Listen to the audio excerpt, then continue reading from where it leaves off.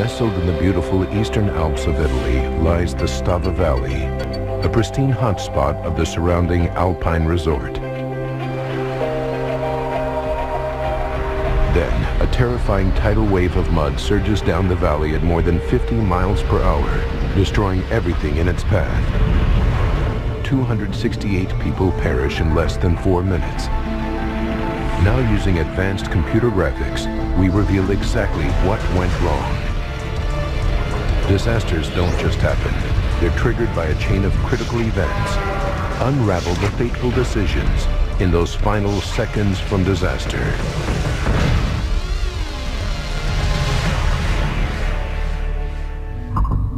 Europe, Italy, Tesero, July 19th, 1985. The peaceful village of Tesero lies in the Stava Valley. Its idyllic surroundings make it a popular vacation spot.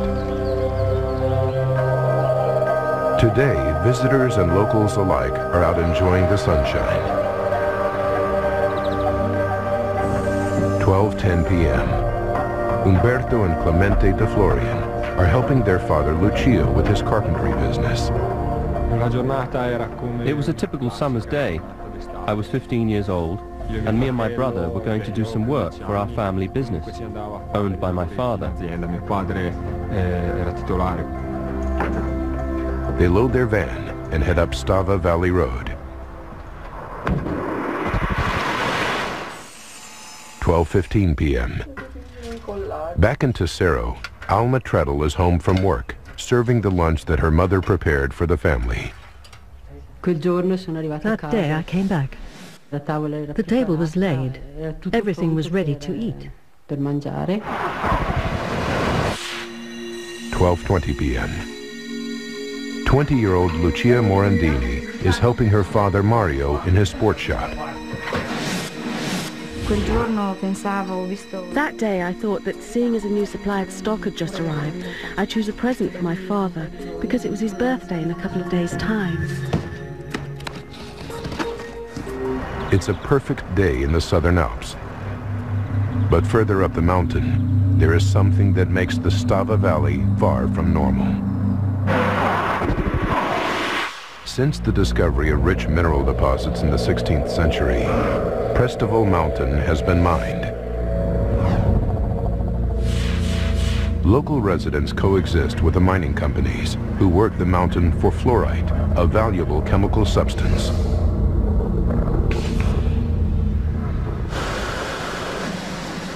Extracting fluorite from mountain rock produces large amounts of waste material in the form of sand and water, known in mining as tailings. It's also the name given to the massive dams where the tailings are filtered off and collected. There are 2 of these tailings dams in the Stava Valley, one built above the other. 12:22 p.m. Umberto, Clemente, and their father Lucio are driving up the road from Tesero, straight towards the dams. I remember that my father was singing because the next day was the 25th anniversary of the Tesero choir.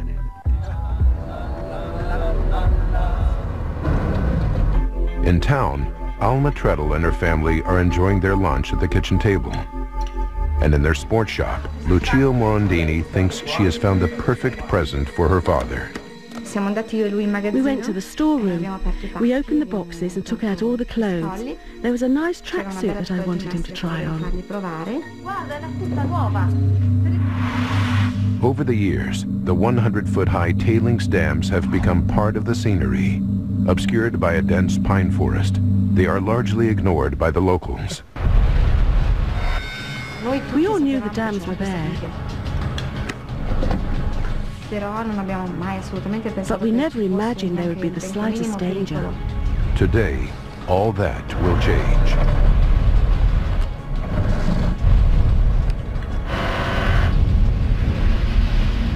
(12:22 and 55 seconds). Without warning, the dam bursts.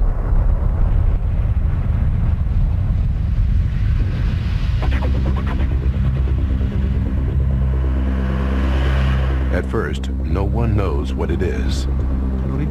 I saw the smoke on the horizon and I asked, what's that? It really looked like a fire.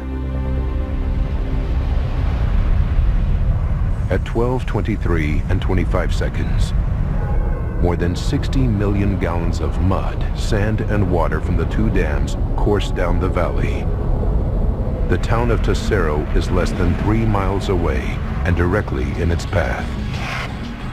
We heard a huge noise. We thought it was roadworks. At 12:23 and 45 seconds, the colossal mudslide hurtles into the small town of Stava, where more than 100 hotel guests are having lunch. In an instant, they are all killed. Traveling at 55 miles per hour, the mudslide now races towards Umberto, Clemente, and Lucio de Florian. My father didn't waste a second. He said, get out quickly and get up the slope. 12:24 and 45 seconds. The wave of mud continues on its path of destruction. Next in line, Tesero. It's lunchtime in the Italian mountain town of Tesero. A peaceful afternoon, but none of the 2,500 inhabitants know that a massive mudslide is surging towards them. Just north of town, it has already destroyed the van belonging to Clemente, Umberto, and Lucio de Florian. At 12:25 p.m., the mudslide engulfs Tesero. Alma Treadle is at home having lunch with her 4-year-old son Marco, her husband Stefano, and her mother Maria when she hears a rumbling noise. I hadn't quite leaned over the balcony when I saw what was coming down the road.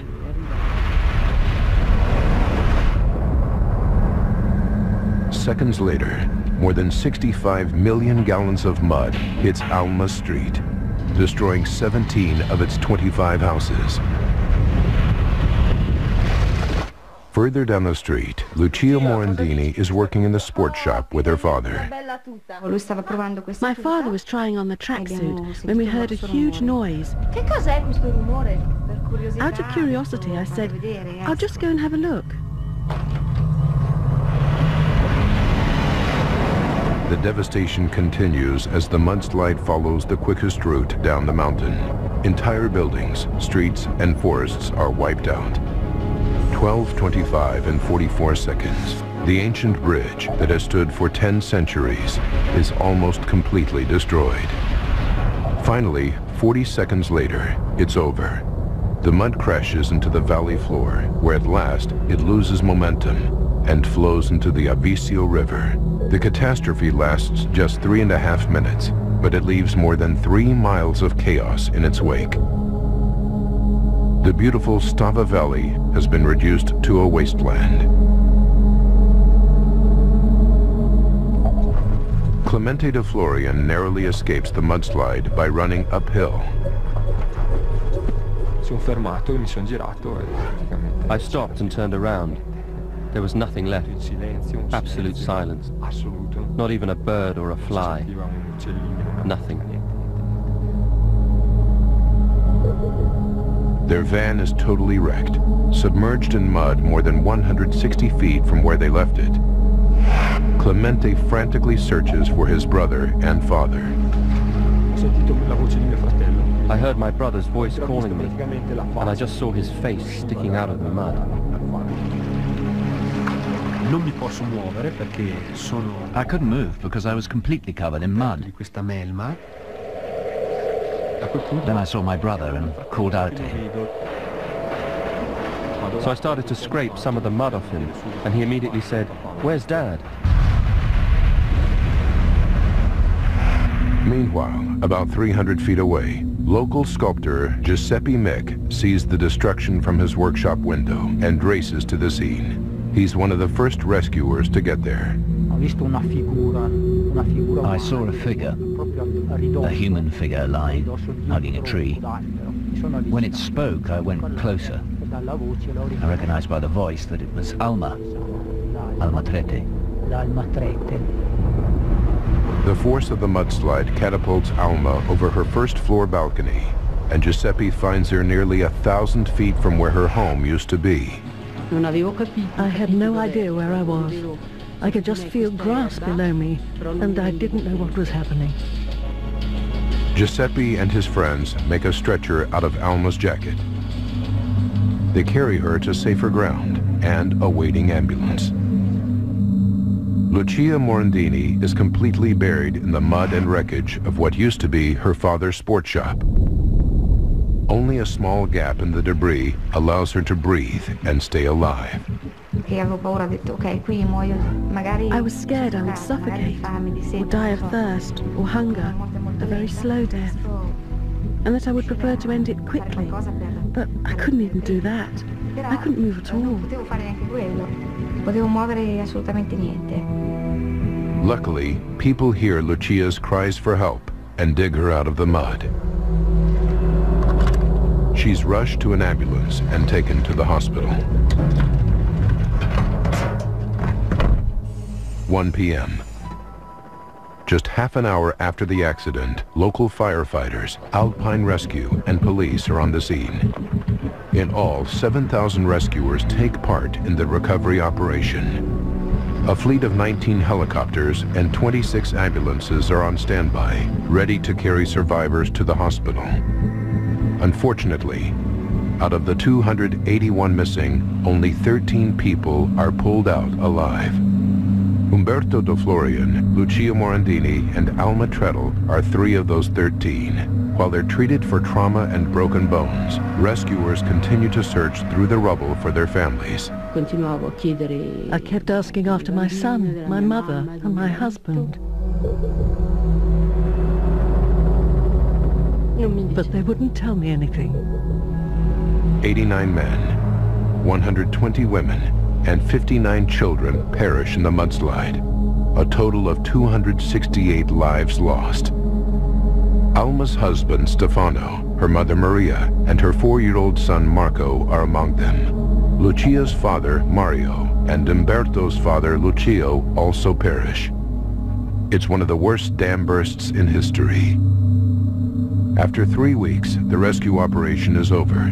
The town of Tesero is in shock, and Italy as a whole feels a deep sense of loss. Not 1, but 2 dams have burst, and finding out why is a national priority. What caused the 2 dams to break and unleash 47 million gallons of mud on the Stava Valley? Now we rewind the events of that fateful day and go deep into the investigation to reveal what really happened. Advanced computer simulation will go where no camera can, into the heart of the disaster zone.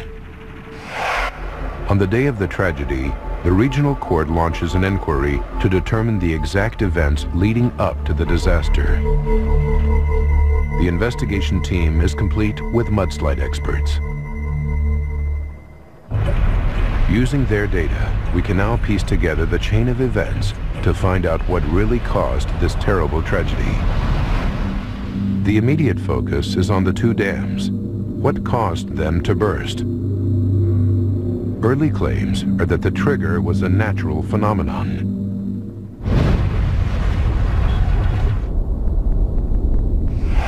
Was one of the worst dam bursts caused by an earthquake? It was a deafening noise. I got out of my car. The ground was shaking. The car was shaking. It really seemed like there was an earthquake.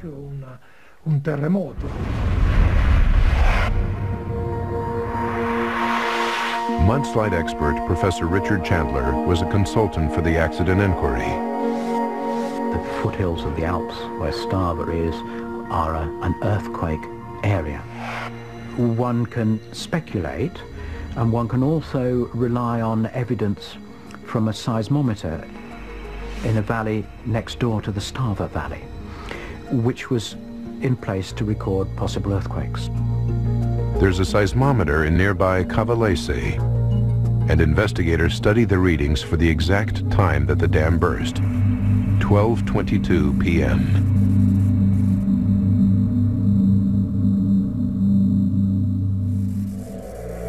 Amazingly, it shows a substantial tremor, followed by another large spike 30 seconds later. The investigation team thinks it's onto something: earthquake activity. They carry out more detailed research. Other seismometers in the region barely register the tremor, if at all. This is highly unusual. It means that the tremors were very localized, too localized to be an earthquake. The dam bursts could not have been caused by an earthquake. Investigators need a new lead. They know that the Southern Alps are an abundant source of minerals. The region is dotted with mines, and the standard practice for exposing a new rock face is to blast it. Could a controlled explosion be what they see on the seismograph? Could that have caused the dams to rupture? Professor Giovanni Tesero was an expert witness at the Stava Valley disaster trial. There were discussions about the effects of explosions being carried out at nearby mines that could have been transmitted to the area and could have been the trigger of the collapse. To test this theory, the investigation team tries something unique. They set up controlled explosion in 3 mines within a 3-mile radius of Stava to see if such a blast could have been the culprit. Explosive experts detonate the dynamite.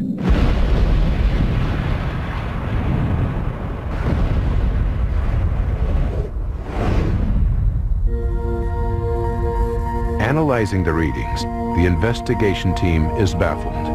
The explosions barely register on the equipment. These seismographs look nothing like the one recorded on the day of the accident. Whatever caused the 2 Stava tailings dams to burst, it wasn't an underground explosion.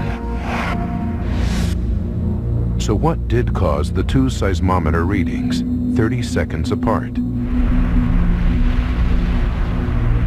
Investigators realize that they must have been caused by the dam burst itself. They deduce that the first shock is the upper dam collapsing. The contents of the upper dam pour into the lower dam. Under massive pressure from this huge load, the lower dam also crumbles. Mud, water, and sand explode from the dam and smash into the opposite valley wall, causing the second tremor on the seismograph.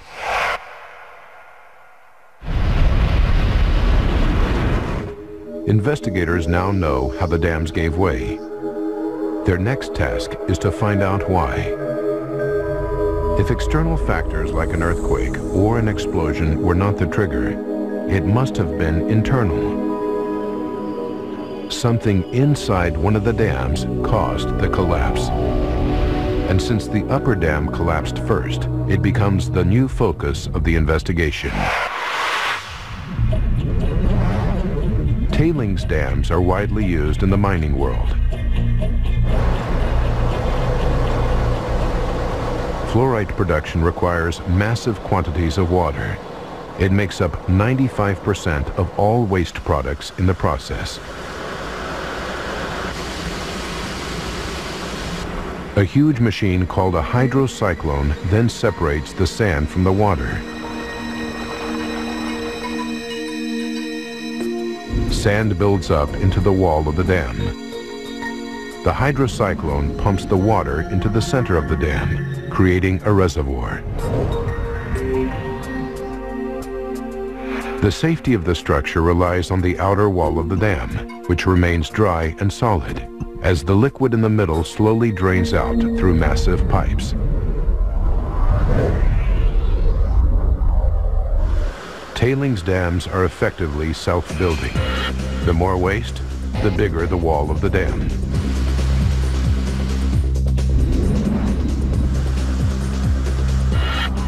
The 2 dams at Stava grew from ground level to over 80 feet high in 2 decades, dwarfing the buildings around them. Although not unusual for tailings dams, investigators decide to look into their design. The investigation finds that the mining company has kept detailed records of their upkeep of the two dams. They examine them and make a breakthrough.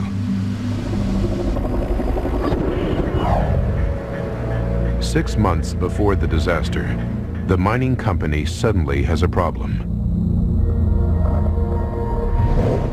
In January 1985, a small landslide occurs on the outer wall of the upper dam. This creates a giant hole in the wall, a 65-foot gap for water to leak out. It continues until March, when the mining company makes an emergency repair. In May, they make more repairs and have to drain both the upper and lower dams. The mining company brings them back into operation on the 15th of July, 1985, 4 days before the tragedy. The investigation team focuses heavily on the upper dam. Something strange must have been going on at least 6 months prior, causing it to disintegrate. But what? The team realizes that the answer is all around them. It's everywhere. It's water. With the absence of any external forces, such as an earthquake or underground explosion, the only explanation for the collapse of the dam is through a weakening of the dam's wall, caused by the water inside it. The moment there is any significant amount of water in the face of the dam itself, then it would immediately become unstable and would collapse. One can do simple experiments on the beach with a bucket and spade and demonstrate when you add water how much less stable wet sand is than dry sand. This is the problem in this particular case. The small landslide and subsequent hole that appears in the upper dam wall 6 months earlier is proof. Water from inside the reservoir saturates the outer wall, creating the 65-foot hole. 6 months later, the whole wall caves, unleashing a wave of mud that kills 268 people. But the mystery is far from over.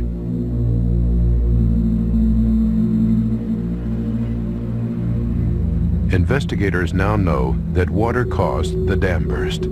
But how did it penetrate the outer wall? What was the final trigger? A dam burst in Italy unleashes more than 66 million gallons of water and mud, which tear through the valley below. 268 people perish. Now, using advanced computer graphics based on accident reports, we go deep into the investigation to unravel the tragic chain of events. The dam burst triggers when two tailings dams, huge reservoirs containing wastewater from a mining process, collapse.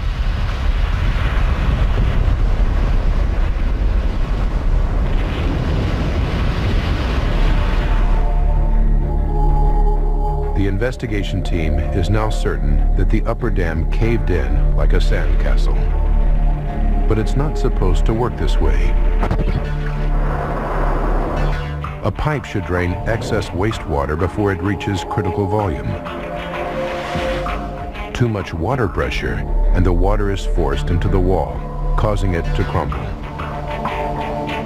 Investigators are sure this happened, but how?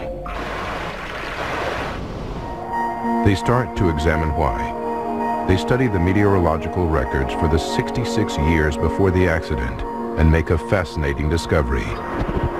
Maximum rainfall in the Stava Valley occurs between May and August. And 1985 was one of the wettest years on record. Almost 22% more rain fell than normal.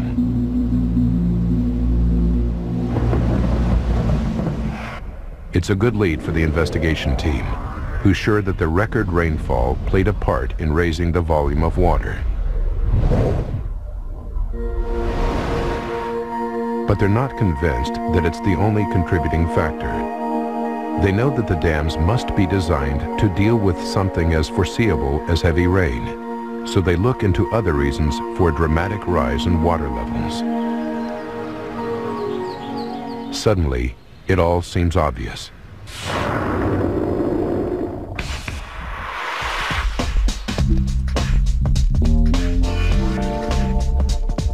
Every year, the neighboring ski resort of Latimar attracts thousands of skiers and snowboarders to its snow-capped mountains.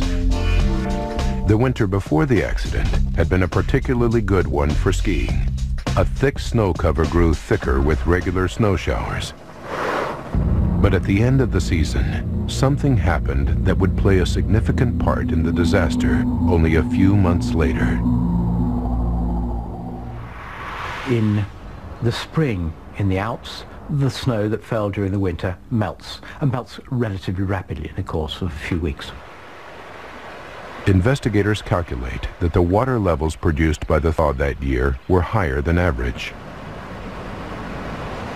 Some of this meltwater would flow down the valley, through rivers, streams, and underground springs, into the tailings dams, raising the water level inside.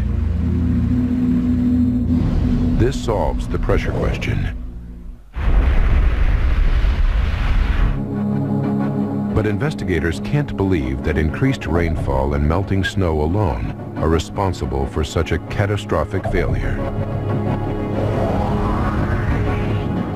The first time the upper dam sprung a leak was in January, before the rain and snow could have played a part.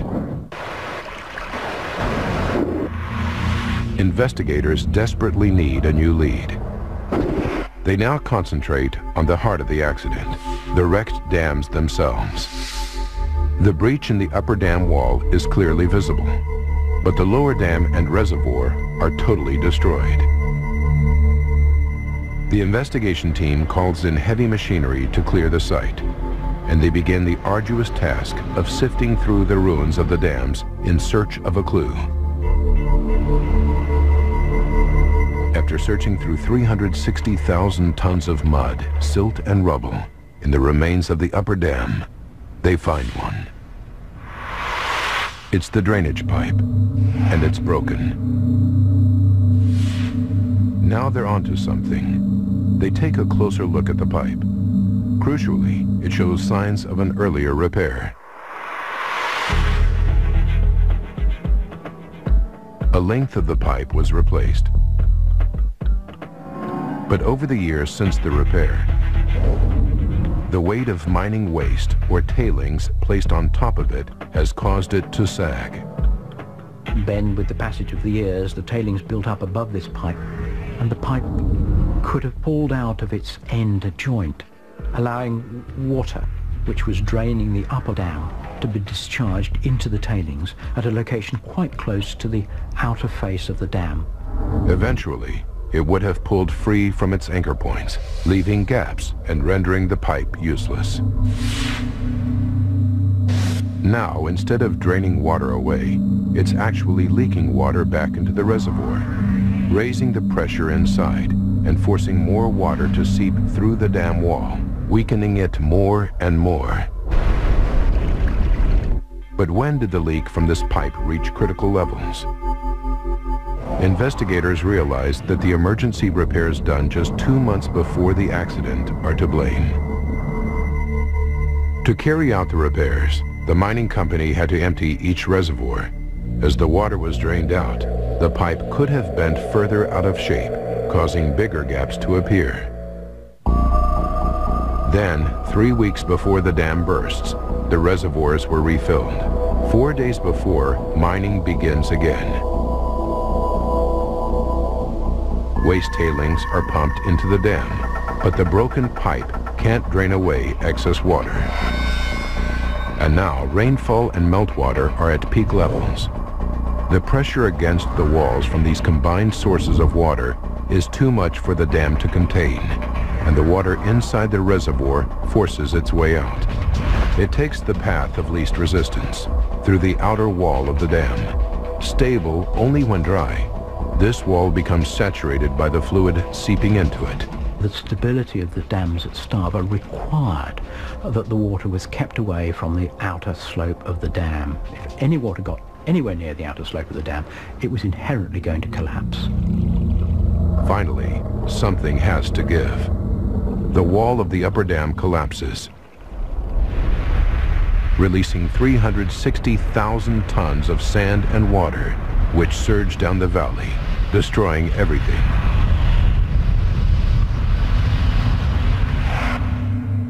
But something still puzzles investigators. They've rarely seen devastation on this scale. It's hard to imagine. 268 people die. 3 hotels, 6 factories, and 53 houses disappear. This solitary tree is all that's left of a dense forest, ripped from the ground by the massive force. Stava Valley is totally destroyed, and investigators are about to discover something very unusual about the mudslide. A catastrophic dam burst in the mountains of northern Italy unleashes 66 million gallons of mud and water, drowning the valley below. As investigators pore over eyewitness testimonies, they begin to realize there's something very unusual about the destructive power of this mudslide. There were trees and soil flying through the air, even the roof of a house. It would be impossible to get out of the whale. The speed of a train or a lorry or something, the devastation were felt all the way down to the small town of Tesero. What's so unusual about the reports is the speed and violence of the mudslide. From the seismometer readings, investigators calculate that the mudslide reaches an astonishing 56 miles per hour. This is more like a tidal wave. Investigators study similar natural phenomena from around the world. This is actual footage of a mudslide in Russia. Although on a much smaller scale, it's behaving in a very similar way to the dam burst in the Stava Valley, with the speed of water, but the destructive force of mud. Studying records of dam bursts like this one gives investigators the answers they're looking for. They believe they know why the Stava mudslide caused devastation on such a massive scale. But they have to travel back in time to be sure. 210 seconds before disaster, the upper dam's outer wall saturates with water, but it's still solid. Another second, and the dam breaks. The outer wall collapses with such enormous power that it registers higher on the Richter scale than normal earth tremors in this region.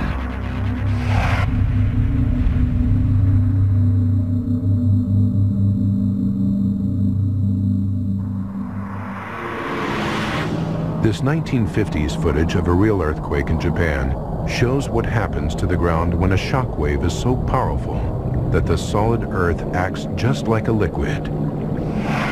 It's called liquefaction. Liquefaction occurs when water under high pressure enters a solid structure made up of grains, like sand, forcing them apart. They become suspended in the water, making a very dense liquid, almost twice the density of water, but with all its fluid properties. It is exactly what happens when the upper dam collapses in Stava.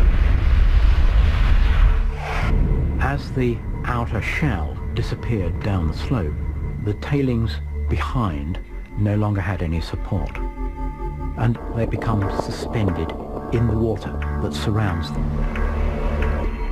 You finish up with a high concentration of quite heavy particles suspended in the water. So it's like a double density material. And this liquefies, turns into a fluid, and flows down the slope.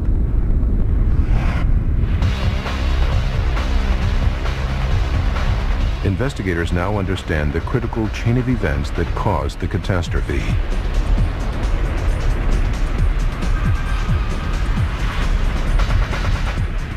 "209 seconds. The upper dam is turning to quicksand.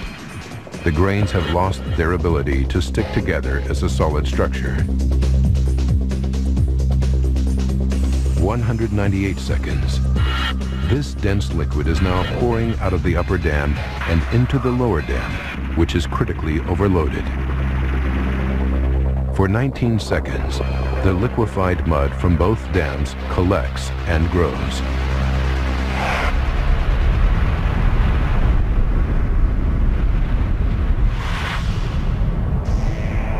As the dams disintegrate, they throw enormous clouds of dust high into the air. It looked like smoke to Umberto, Clemente, and their father Lucio. It really looked like a fire. 179 seconds left. The lower dam reaches bursting point. It collapses, unleashing the liquefied tailings. 159 seconds. The mud flow strikes the village of Stava, half a mile away, destroying 24 houses and 3 hotels, where 100 tourists are having lunch. They all perish.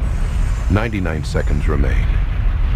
The mud wave hits the northern reaches of the town of Tesero. Umberto and Clemente are in their father's van driving up the valley road. My father didn't waste a second. He said, "Get out quickly and get up the slope." Umberto and Clemente escape, but the vicious wave kills their father, Lucio. 79 seconds. The flow reaches the street where Alma Treadle lives and wipes out 17 homes. She hears the roar and goes to the balcony, where she sees the mudslide hurtling down the street. I didn't have time to say a word before the whole house fell away from under my feet. As the house collapses, Alma is hurled from the balcony and ends up almost 1,000 feet away. 51 seconds. Lucia Morandini is in the storeroom of her father Mario's sports shop. She hears the rumble of the mudslide and opens the door. It seemed like a hurricane. There were trees and soil flying through the air. I was hurled back into the storeroom. I had no time to think. What feels like a hurricane to Lucia is the blast wave that precedes the mudslide all the way down the valley. Powerful enough to destroy buildings and uproot trees, it looks like a whitish cloud made up of fine sand from the tailings dams. An eyewitness in Tesero took this photo. 40 seconds left. The mudslide slams into the ancient bridge of Tesero. The wave of mud is so deep that some of it crashes over the 100-foot-high bridge.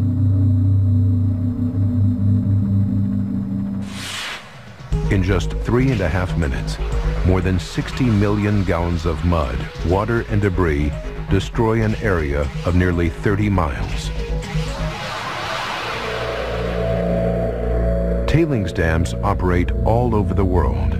Are thousands of people at risk? Is the disaster at Stava an isolated incident? Investigators need to find out, so they turn to the maintenance records for the 2 tailings dams. Their search yields shocking results. You're watching Seconds from Disaster. A mining dam collapses in the southern Italian Alps.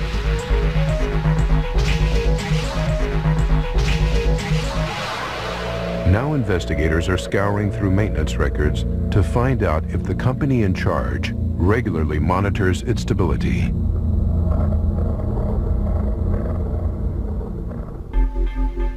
In 1974, the municipality of Tesero ordered Fluormine, the company that owned the mine, to carry out inspections.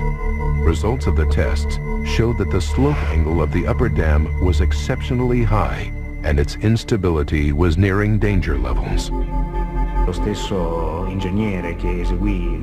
engineer who carried out these tests was surprised that they had not collapsed earlier.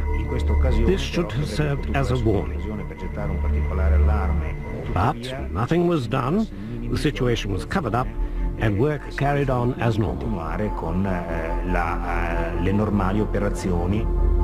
This was 10 years before the disaster.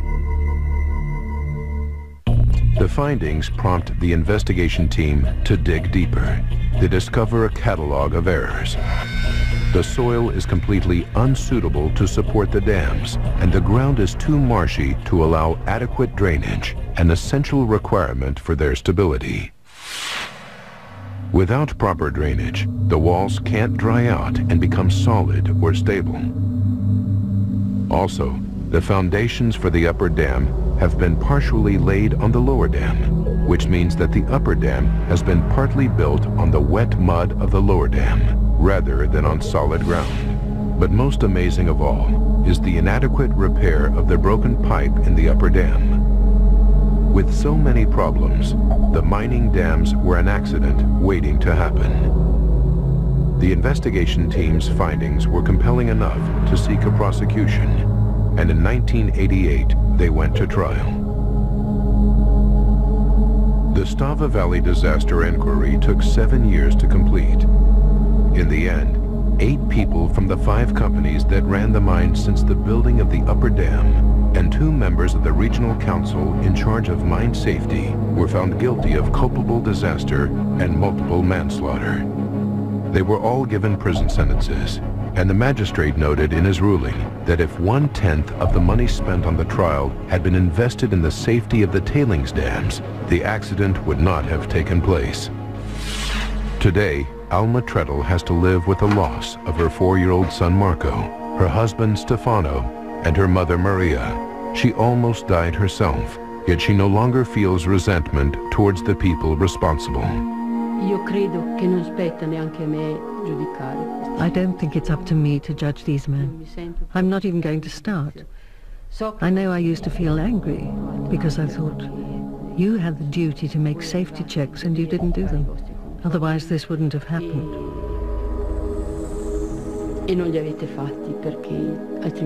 But, you know, feeling resentment for the rest of your life towards these people, you just end up feeling bad yourself. So I said to God, I leave them to you. I leave them in your hands. After the disaster, Clemente de Florian took over his father's carpentry business. His brother Umberto, transformed by the events of the trial surrounding the disaster, became a lawyer. After recovering in the hospital, Lucia Morandini eventually took over her father's sports shop and has since expanded the business, opening 5 new shops in neighboring towns. She now has a 9-year-old son, Igor.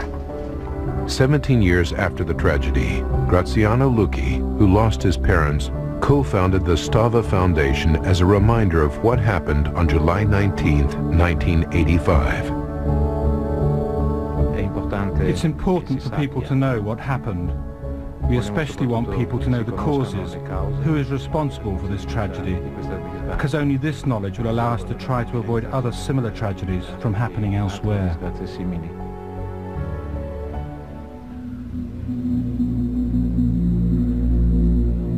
But the warnings have not been heeded. Although the safety laws surrounding tailings dams were improved in Italy, lessons are still to be learned elsewhere in the aftermath of the Stava trial. Since 1985, there have been no fewer than 33 similar accidents worldwide, 8 of them occurring in the United States. In Stava, the mine never reopened after the tragedy, but following extensive restoration, the valley has regained its former beauty. The tourists have come back, and the locals have helped each other rebuild their community and return to a peaceful, idyllic way of life.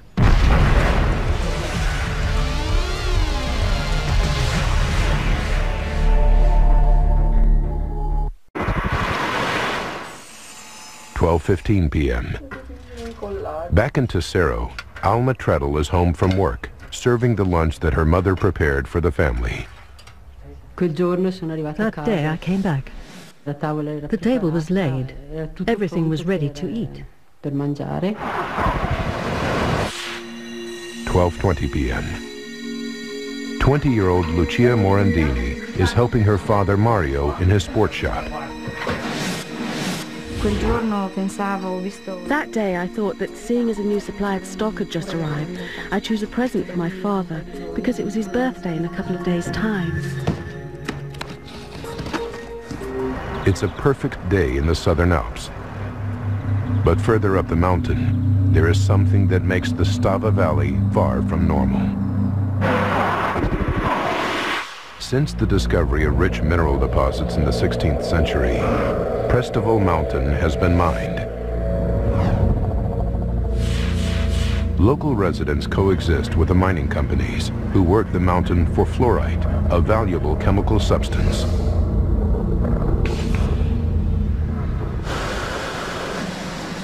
Extracting fluorite from mountain rock produces large amounts of waste material in the form of sand and water, known in mining as tailings.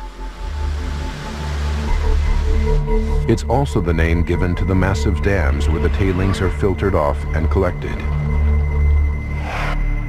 There are two of these tailings dams in the Stava Valley, one built above the other. At 12:25 p.m., the mudslide engulfs Tesero. Alma Treadle is at home having lunch with her 4-year-old son Marco, her husband Stefano, and her mother Maria when she hears a rumbling noise. I hadn't quite leaned over the balcony when I saw what was coming down the road.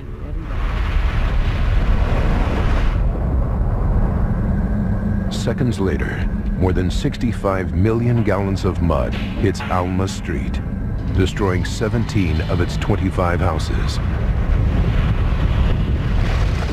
Further down the street, Lucia Morandini is working in the sports shop with her father. My father was trying on the tracksuit when we heard a huge noise. Out of curiosity, I said, "I'll just go and have a look." The devastation continues as the mudslide follows the quickest route down the mountain. Entire buildings, streets, and forests are wiped out. 12:25 and 44 seconds. The ancient bridge that has stood for 10 centuries is almost completely destroyed. Finally, 40 seconds later, it's over. The mud crashes into the valley floor, where at last it loses momentum and flows into the Avisio River. The catastrophe lasts just 3.5 minutes, but it leaves more than 3 miles of chaos in its wake. The beautiful Stava Valley has been reduced to a wasteland. 12:22 p.m. Umberto, Clemente, and their father Lucio are driving up the road from Tesero straight towards the dams. I remember that my father was singing because the next day was the 25th anniversary of the Tesero choir.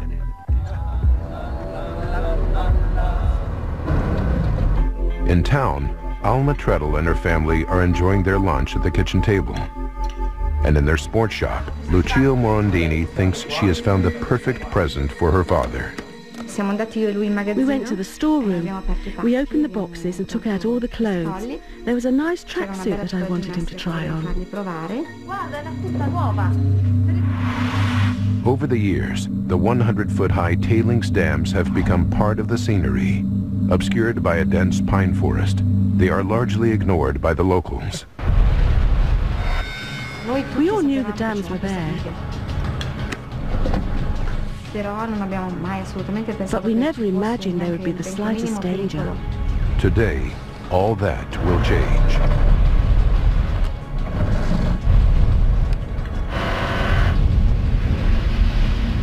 (12:22 and 55 seconds).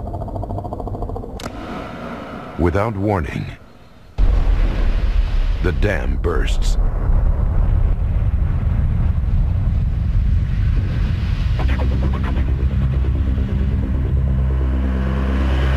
At At first, no one knows what it is. I saw the smoke.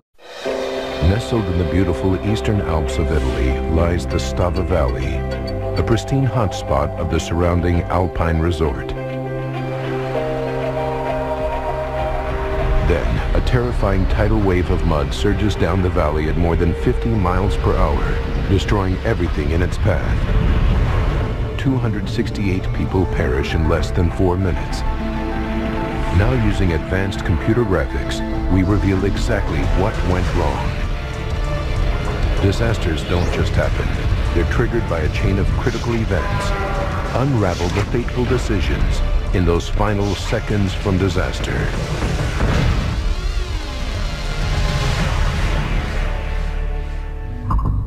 Europe, Italy, Tesero, July 19th, 1985. The peaceful village of Tesero lies in the Stava Valley. Its idyllic surroundings make it a popular vacation spot. Today, visitors and locals alike are out enjoying the sunshine. 12:10 p.m. Umberto and Clemente de Florian are helping their father Lucio with his carpentry business. It was a typical summer's day. I was 15 years old, and me and my brother were going to do some work for our family business, owned by my father. They load their van and head up Stava Valley Road. On the horizon, and I asked him, "What's that?" It really looks like a fire. At 12:23 and 25 seconds, more than 60 million gallons of mud, sand, and water from the two dams course down the valley. The town of Tesero is less than 3 miles away and directly in its path. We heard a huge noise. We thought it was roadworks. At 12:23 and 45 seconds, the colossal mudslide hurtles into the small town of Stava, where more than 100 hotel guests are having lunch. In an instant, they are all killed. Traveling at 55 miles per hour, the mudslide now races towards Umberto, Clemente, and Lucio de Florian. My father didn't waste a second. He said, "Get out quickly and get up the slope." 12:24 and 45 seconds. The wave of mud continues on its path of destruction. Next in line, Tesero. It's lunchtime in the Italian mountain town of Tesero. A peaceful afternoon, but none of the 2,500 inhabitants know that a massive mudslide is surging towards them. Just north of town, it has already destroyed the van belonging to Clemente, Umberto, and Lucio de Florian.